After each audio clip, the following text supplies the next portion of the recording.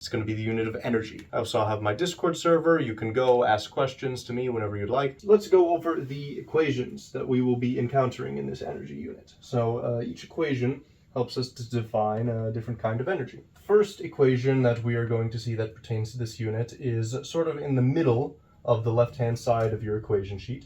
It will be denoted as K equals 1/2 mv squared. Okay?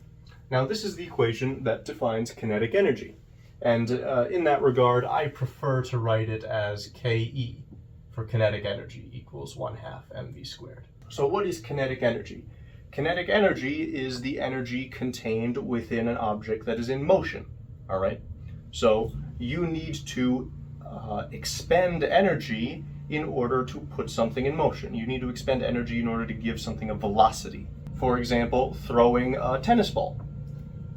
The tennis ball is accelerated and the tennis ball gains some velocity, and in order to impart velocity onto that tennis ball, you will need to expend some of the chemical energy in your hand, some of the chemical energy in the food you eat, in order to give your hand the energy to throw that ball. So in this equation, the kinetic energy of an object is given by 1/2 the mass of that object multiplied by its velocity squared.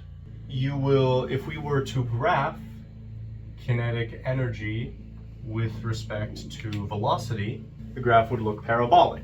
As you increase velocity, it requires exponentially more energy in order to accelerate something to a faster velocity, okay?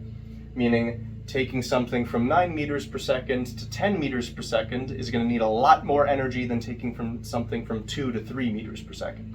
Another equation we're given for energy is the all too famous equation for gravitational potential energy.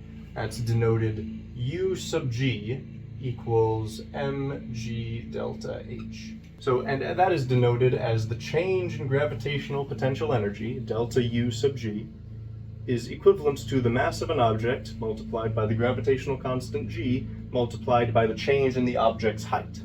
And I prefer to write change in height as change in y, because that's easier for me to look at. Okay, but understand that height and y are very often used interchangeably and they mean the same thing. This is the equation for gravitational potential energy near Earth's surface. Okay?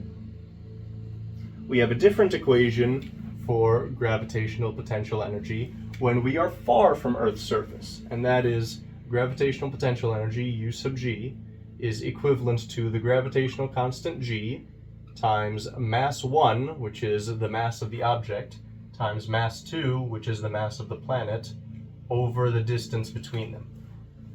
Okay, now that's going to look a lot like your equation for the gravitational force. However, the subtle difference here being that the gravitational force equation has an r squared in the denominator, whereas the potential energy equation has merely an r in the denominator. So these are the central equations that we're going to be dealing with in exclusively the energy unit, but the energy unit is going to be applied further into subsequent units and past units. Okay, the gravitational potential energy in this form is likely going to be appearing coinciding with a last unit when we did orbital mechanics, etc. We also have the equation for kinetic energy, potential energy stored in a spring, that being 1/2 k delta x squared. Okay? Now, I'm not expecting you to know what K is, but this is the equation for potential energy in a spring. So let's take a moment and understand what these equations are telling us, okay?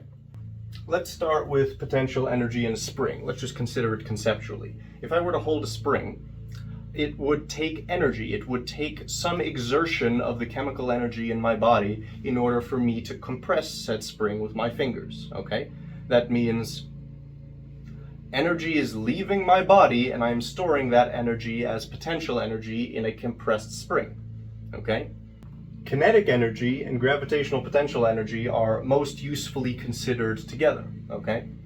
So gravitational potential energy is simply stating that if I were to have an object with mass, for example this cup, then that object with mass has the capacity to fall. That means that when I let this cup go, it will start to gain a velocity. When I let the cup go, it'll speed up. What does that mean? If it gains a velocity, it will gain kinetic energy. So I'm starting up here with gravitational potential energy. I let it fall, and now the energy was converted to kinetic energy for the duration of the fall. Okay? Such that when the cup is at the bottom of its descent, all of the gravitational potential energy has been converted into the kinetic energy of the cup. If I were to put a spring at the bottom of the path of descent, the kinetic energy of the cup would continue to gain energy until it reached the bottom of the descent, at which point the kinetic energy would be used to compress the spring. Okay? If the kinetic energy is used to compress the spring, now for a brief moment I have stored spring potential energy. Since there's nothing holding the spring down, that spring potential energy will subsequently be released, and as the cup falls, it'll compress the spring, stop for a brief moment, and the spring will accelerate it back upwards. Okay? Such that all of the potential energy stored in the spring now becomes the kinetic energy of the cup. And as the kinetic energy of the cup starts decreasing, the reason it's decreasing is because as I am ascending, I am gaining gravitational potential energy. So the kinetic energy of the cup is being converted back into gravitational potential energy, and the cycle can repeat that way. That brings us to the law of conservation of energy. It says that in any closed system, energy can neither be created nor destroyed. It must only change forms. Now, what does that word mean, a closed system? Okay, a closed system means that when you define your system, we covered systems previously, when you define your system, it means that any interaction that could possibly affect what you're doing is included within the bounds of the system. Okay? So, like, for example, if I defined my system as this marker alone, and that is the entirety of my system, my hand would not be part of the system. So I could use the chemical energy stored within my muscles, within my body, and I could throw this marker. That means that the system of marker, the marker alone, has gained kinetic energy out of nothing. It has, therefore, it is not a closed system. If at any point in your system you have a participant that gains kinetic energy from the outside, or gains some sort of energy from the outside, it means you don't have a closed system. In order to make this a closed system, I would have to include my body in the system. Therefore, the energy lost by the chemical bonds in my body, the energy lost by my muscles, is equivalent to the energy gained as the kinetic energy of the marker, as I throw it, etc. Okay? So you need to be careful to define a closed system. That is the only case in which conservation of energy will behave as expected. Conservation of energy means that not only can energy be created nor destroyed, but it means that if you lose energy in one form, it must be gained in another form, or in a variety of other forms. Let's return to my cup example. If I have a discrete amount of gravitational potential energy up here at the top, that means that when the cup reaches the bottom of its descent just before touching the ground, it means that 100% of stored gravitational potential energy has become kinetic energy. And those two values, the initial gravitational energy and the final kinetic energy, are equal. Okay? Because all of one has been converted to the other. That's the law of conservation of energy. Okay? There is no mystery as to how much kinetic energy this thing has, because it could not have less than the gravitational potential energy, and it could not have more. Okay? Now that assumption is being made that we do not have friction or resistive forces. We'll get to those in a minute. So that is the basis of conservation of energy. Whatever energy you had initially, in whatever form it may be, has to equal the energy you have at a final time, whatever form it may be. Okay? So the example I mentioned previously where we had a spring at the bottom of the descent, that would suppose that at the first instant, when I have entirely gravitational potential energy, that energy must be equal to the spring potential energy when the spring is completely compressed. That is because when the spring is completely compressed, the cup has zero kinetic energy, meaning all gravitational potential energy has been converted to spring potential energy. And we're going to work through that with some equations in just a moment. But the central idea of conservation of energy is something called the work-energy theorem. And this work-energy theorem is on your reference table, and it is given to you as such. The change in energy, delta E, is equivalent to the work, W, which is equivalent to force parallel to distance. And what that means is it is force times distance times cosine of theta. Okay, let's unpack what that just told us. Well, what is work? Work is the word we use to define the amount of energy that has changed forms, okay? So if this marker initially has zero kinetic energy and I use my hand to accelerate it, to give it kinetic energy, that means my hand has done work on the marker, okay? The amount of work done on the marker is equal to the amount of energy gained by the marker. That's what this part of the equation tells us. Work done on the marker equals the change in energy of the marker. If I initially have the marker at this height and I use the energy in my muscles to raise the marker up, I have done work on the marker. I have allowed it to gain gravitational potential energy. Okay? So the work that I did on the marker is equal to the gravitational potential energy gained by the marker. Now, I want to first clarify what these deltas mean, okay? Like, delta means change in. If I were to have a marker up here, let's just say that this is 4 meters off the ground, and I allow it to drop to 2 meters off the ground, that means that I am considering the change in height. I'm not considering the initial height, 4 meters, I'm considering the change in height, which is 2 meters, 4 minus 2, okay? Therefore, the change in height is proportional to the change in gravitational potential energy, all right? Because at this point, at the 2 meter point, I can still release it again and go from 2 meters down to 0 meters. So my change in height will be 2 meters again, and my change in gravitational potential energy from 4 to 2 will be exactly the same as my change in gravitational potential energy from 2 to 0. So let's break apart this other part of the work-energy theorem. So force is a vector. Remember, force is applied in a particular direction. I can apply a force to the side, I can apply a force up. Okay? And we also have a distance component. Distance is a vector. Okay? So what this equation is trying to tell us is that if I apply a force to an object and that force moves the object some distance, it means I have done work on the object. If my hand applies a force to this marker and the force is in the upward direction, and as a result of that force the marker moves in the upward direction, I applied a force and the marker moved through a distance. Therefore, I have done work. And we can see that I've done work because the marker has gained gravitational potential energy. It has gained height. And now let's consider this cosine theta term, okay?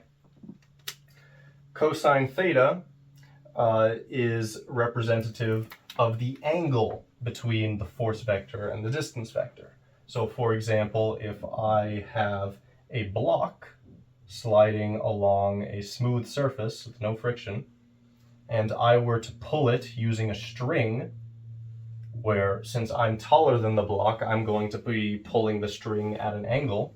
If I'm pulling the block this way, It means that my distance vector, my change in position, the distance that the block is traveling, is in the horizontal direction. Okay? However, the force I am applying is through the tension force in the string.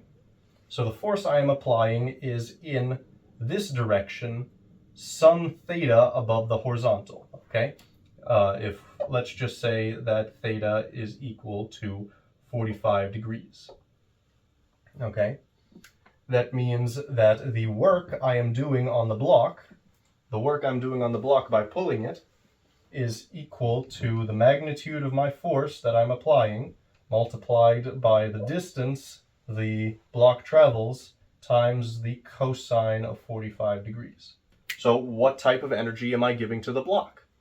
It's not gravitational potential energy, because the height of the block isn't changing, it's moving perfectly horizontally. There's no spring present, so I don't have spring energy. Therefore, it's kinetic energy, because the block was initially stationary and now the block is moving. Now the block has some velocity. Therefore, the block is gaining kinetic energy. Therefore, since the work done equals the change in energy, and since the only change in energy is the change in kinetic energy, we can therefore say that the force applied times the distance that is applied through times the cosine of 45 degrees equals 1/2 times the mass of the block times the velocity of the block squared. And so a lot of this energy unit is going to be deriving relationships like this. Say, if I do work on the block, what type of energy am I gaining? And therefore, we can take this and make the assertion that the applied force times the distance it is applied through times cosine theta equals 1/2 mass of the block times velocity squared. Okay?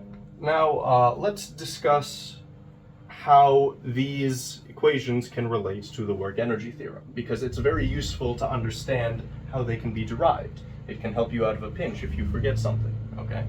First things first, let's discuss the units of energy. It's very easy to figure out. Let's start with the work-energy theorem. Force times distance times cosine theta. Now, what units does cosine of theta have? It doesn't have units, it's simply a ratio. Okay, what units does force have? Force has units of newtons. What units does distance have? It has units of meters. Okay, now let's break down newtons further.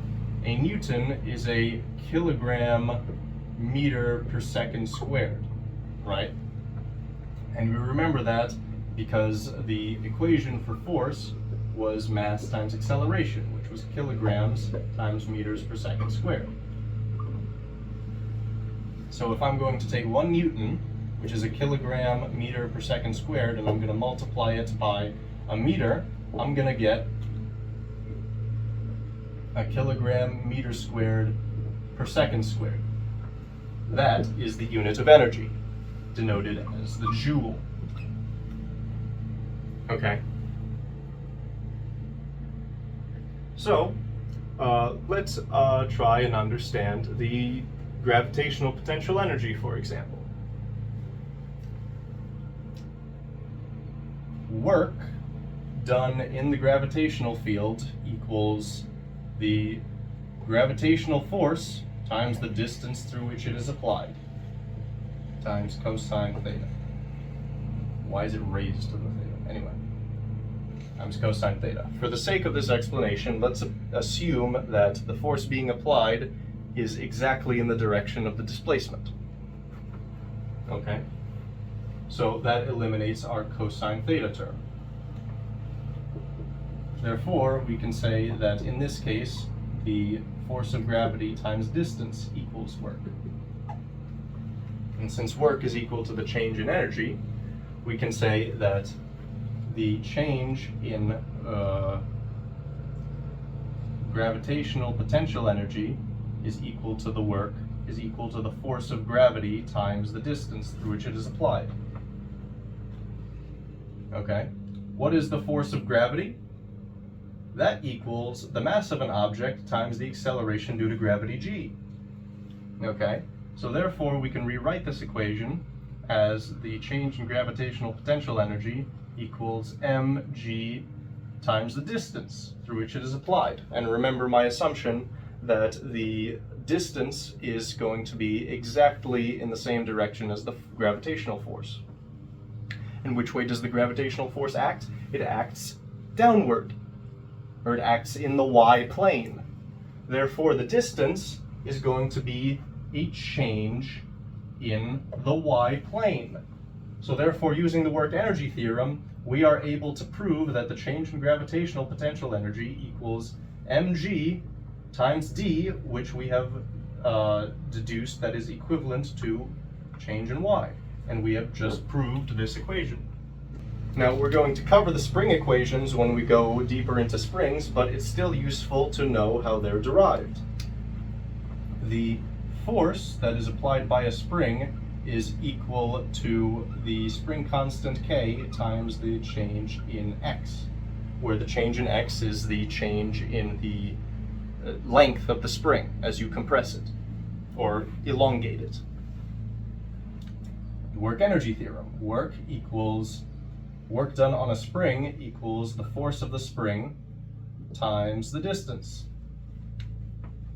Again, we're going to assume that our cosine theta is 0 because they are in the same direction. Work done on a spring equals spring potential energy equals force of a spring times distance.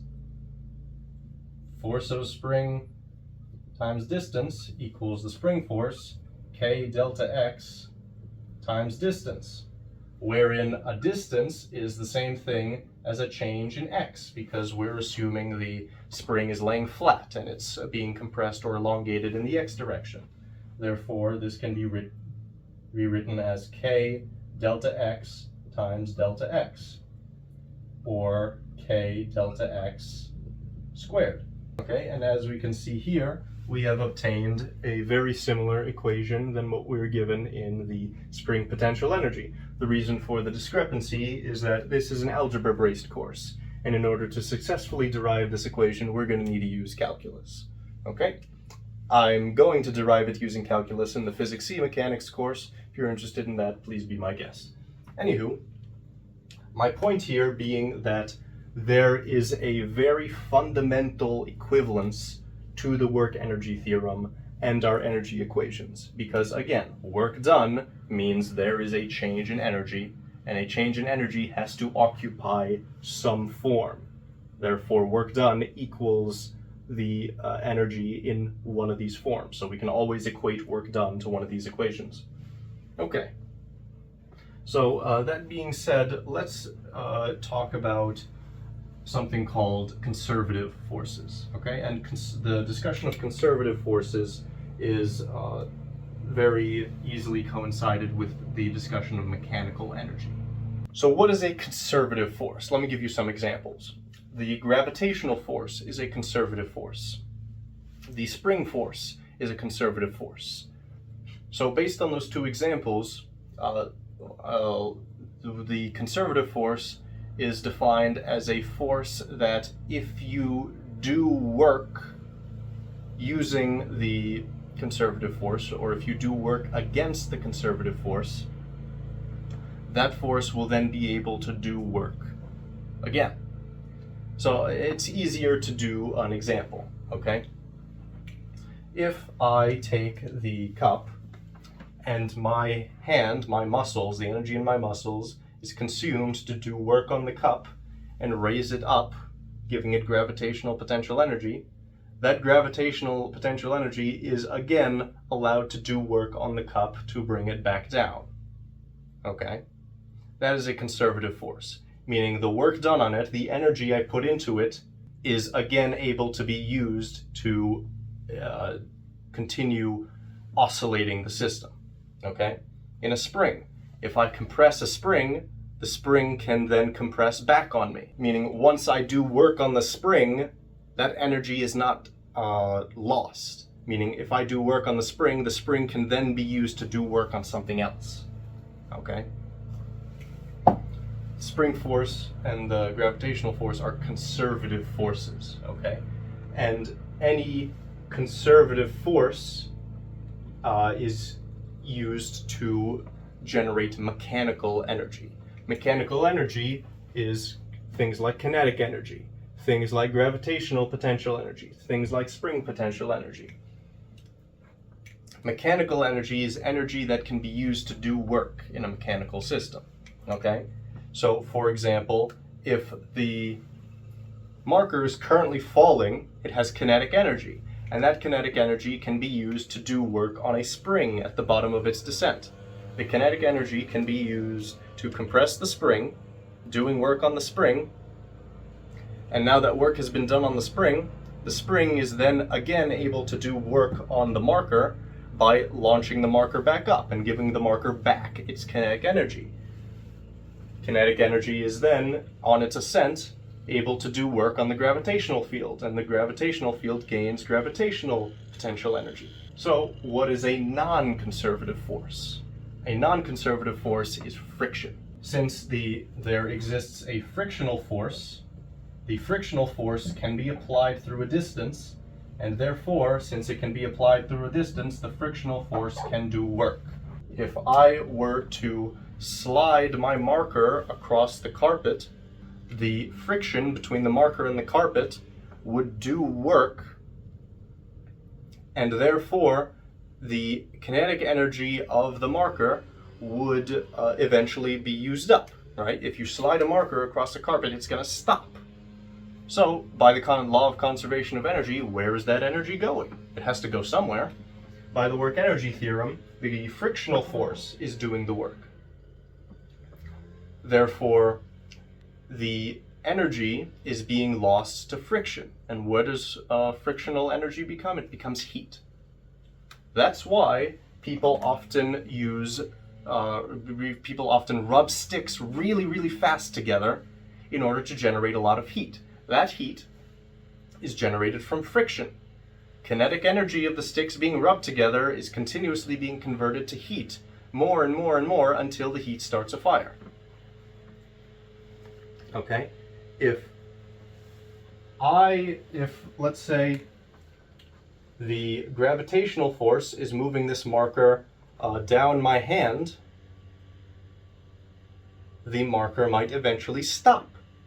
That is because the gravitational potential energy and the kinetic energy gained by the marker are continuously being converted to frictional heat energy. And once I've got heat, I can't do any work with it. Heat is a non-conservative force, and heat is not included in the total mechanical energy of the system. Therefore, in any system where friction is a participant, if you continue to allow the system to run, eventually all the mechanical energy will be converted to heat. Okay? If we return to my cup example, where the cup is up here, it falls through a distance, at the bottom of its descent it compresses a spring, and it oscillates like that. The spring shoots it back up, gravitational force pulls it down. In that system, there is air resistance. Air resistance is a type of non-conservative force, meaning that as the resistive force of air resistance acts through the distance of the ascent and descent, the work is being done by the cup on the air, meaning that energy is being converted from the cup, the kinetic energy of the cup, to the air. The air is gaining heat, and once I've got heat, can't do any work with heat. Which means eventually, if this keeps running, all the mechanical energy in the system will be converted to heat, and the system will stop altogether, eventually. The next topic, it's a pretty simple topic to understand, is the topic of power. Okay? Power and energy are very often misconstrued in the current world, the non-physicists, but let's try and explain the difference. Energy is measured in joules. Energy is defined by these equations. We can define power, capital P, as the change in energy over the change in time, or simply the energy over time. So what exactly is that equation telling us? It is telling us power is the amount of energy I expend each second. If I were to start with my marker right here, and I were to very, very, very slowly raise it up, and it would eventually reach the top, it has gained, let's just say, 10 joules of gravitational potential energy. Okay? It started here, now it's here. Meaning it has gained 10 joules of gravitational potential energy. Now, I was raising it slowly before. If I really raise it really fast up here, it's still going to have 10 joules of gravitational potential energy. No matter how fast it gets there, no matter what path it uses to get there. I could take my marker from down here and I could do like this. And it's still going to have 10 joules of gravitational potential energy up there. No matter what path, no matter how fast, the energy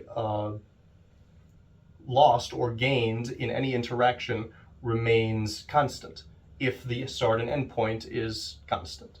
Okay, however, raising the marker from here slowly takes a lot of time, whereas raising it fast doesn't take a lot of time. So raising it fast requires more power, raising it slowly requires less power. Okay? Because if we increase time, we increase the denominator, and therefore we decrease the result. We decrease power. Therefore, since energy is defined in joules, and time is defined in seconds, the units of power are joules per second. Or if you want to get really fancy with it, kilogram meters squared per second cubed. Okay, this is, in my opinion, one of the favorites that they have on AP exams. Okay? So, here's the setup. You have a block that is positioned on an incline as such. You're given that the block is placed at the top of the incline and that the incline is 10 meters tall. Okay? The block is on top. Let's write that out. You are given that the block has a mass of 4 kilograms. M equals 4 kilograms. Okay? And given that information, you are also said that the surface of the ramp is smooth. Okay? On the physics exam, smooth means there is no friction. So ignore friction. Okay? Sometimes they say it's a frictionless surface, other times they just say it's smooth. You need to know those two mean the same thing. You are also said that at the bottom of the incline, the block begins to move along a horizontal surface, whereas the horizontal surface has friction, and the coefficient of kinetic friction mu sub k is 0.6. Your job is to calculate the distance the block travels after reaching point A. Okay? And this is going to be point A. It's going to be right at the interface between the incline and the frictional surface. All right? This is conservation of energy problem. So, let's go through no find solve.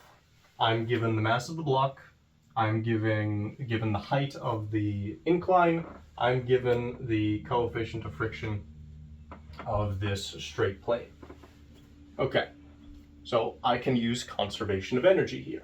I am given a height, I am given a mass. Therefore, I can use gravitational potential energy.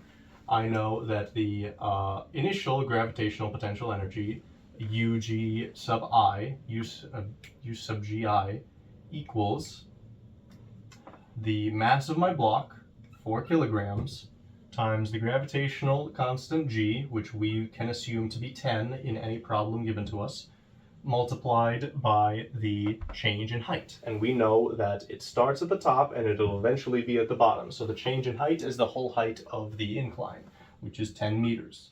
Therefore, our gravitational potential energy is 400 joules, which means at the bottom of the incline, all of my gravitational potential energy is going to be gone.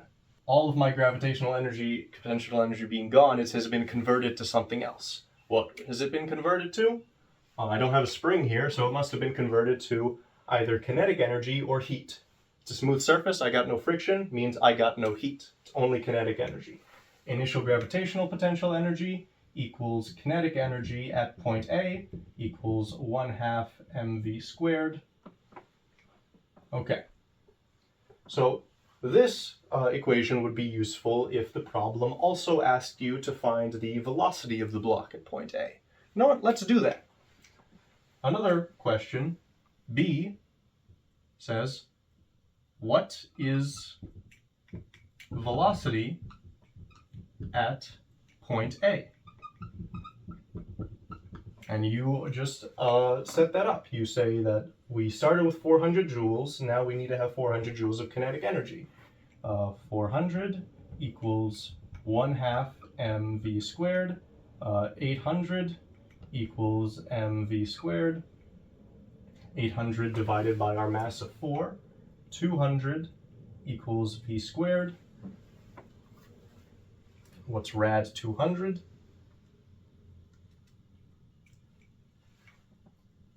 Our velocity at point A is equal to 14.14 meters per second. That would be the answer to part A. Part B, excuse me, that would be the answer to part B. Now let's continue with part A right here. Calculate the distance the block travels after reaching point A. We know that this plane has friction, therefore we can use the work energy theorem, because a frictional force is being applied through some distance to do negative work on the block. Okay, why do I say negative work? Well, we need to consider that force and distance are vectors. Force is a vector, distance is a vector. The force of friction is always opposing the direction of motion. So by the time it gets to this section, the velocity vector will be in this direction, and the friction force will be opposing velocities. So therefore, friction, that's a P, therefore the frictional force will be operating in the opposite direction. However, the velocity vector is pointing to the right, therefore the block is traveling to the right, therefore the distance vector is to the right. Okay? Cosine theta is negative if the vectors are pointing in opposite directions. Now, cosine is a continuum, so cosine would be positive if they are pointing in approximately the same direction. Cosine is 0 if they are perpendicular. Cosine is negative if they are pointing approximately away from each other. Okay? Therefore, since cosine would be negative, since our vectors are in opposite directions, we are doing negative work. What does negative work mean? It just means that we are taking energy away from the block. If you were doing positive work, you're giving energy to the block. So, work done on the block, frictional force. How do we calculate frictional force? Let's consult our reference table. Frictional force is equal to our coefficient of kinetic friction times our normal force. We have our coefficient of kinetic friction, we don't know our normal force. How can we calculate our normal force? We know that the block is not shooting upwards while it's on this flat path, and it's not falling through the path. Therefore, the upward force and the downward force must be exactly balanced. The upward force being the normal force, the downward force being the gravitational force. And therefore, we can say that the force normal is equal to the mass of the object multiplied by the gravitational constant g. Therefore, we can rewrite our definition of frictional force to be mu sub k times the mass of our object times gravitational constant g. Therefore, we can rewrite the negative work done on the object as mu sub k times mass of the object times g times the distance through which it travels. Okay? And what are we trying to solve for? We're calculating the distance the block travels. So we're trying to solve for d, but we don't know how much work is done. Oh wait, yes we do. We are saying that the block is stopping. We are wondering how much distance it travels, which means we are wondering at what distance does the block stop moving. So, since we have 400 joules of kinetic energy at point A, the block will stop moving when it has 0 kinetic energy, when it has 0 velocity. So if it has 0 velocity, it's going to stop moving when it has 0 energy. So the frictional force needs to do negative work of 400 joules on the block. It needs to take away from the block all 400 joules of its kinetic energy. So we know that work, the negative work done has to equal 400 joules, which equals mu sub k, 0.6, times mass, 4, times gravitational constant, 10, times our d. Okay, so that means 400 divided by 0.6 times 4 times 10 equals d. And if we plug that into our calculator, we're going to get, which says that our distance d is 16.67 meters. And that is the distance it will travel along the plane that has friction. That's energy, guys. Make sure to practice, join the Discord. Thanks for watching.